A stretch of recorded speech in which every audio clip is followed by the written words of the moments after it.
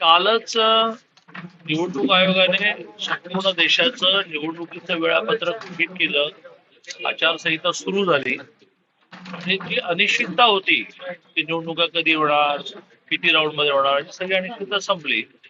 आजपासून सगळ्याच राजकीय पक्षांच्या गतिविधीला, हालचालीला वेग येणार.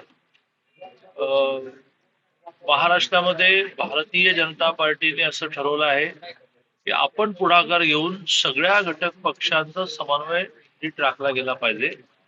हा समन्वय जर नीट झाला तर 4848 जागा भारतीय जनता पार्टी लीड करत असलेल्या, स्वाभाविकपणे त्यात शिवसेना, राष्ट्रवादी पासून आरपीआय आणि रासप सगळे सगळे आहेत.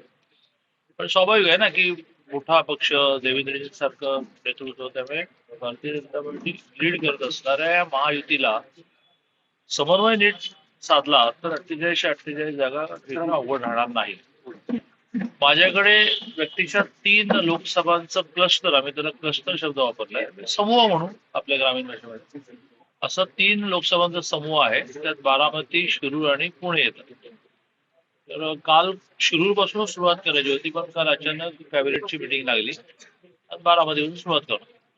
सगळ्या पक्षांचे प्रत्येक विधानसभांचे 50 असे 300 जणांचा मेळावा आहे. नंतर विधानसभाचा बैठक आहे ज्याच्यामध्ये कुठलीही पॉलिटिकल भाषणं नाहीत, कारण ही काही सभा नाही. अशा प्रकारच्या त्या पक्षाच्या प्रमुख कार्यकर्त्यांना काही सूचना द्याव्या लागतात, काही दिशा दाखवावी लागते, काय बोलावं काय बोलू नये, अशा आशयाचा हा मेळावा, अशा आशयाच्या या विधानसभाच्या बैठका आणि अशा प्रकारचा प्रवास आहे.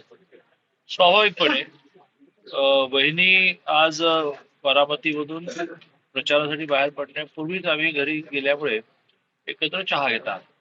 मला वाटतं आता एवढं पुरे, बाकी सुद्धा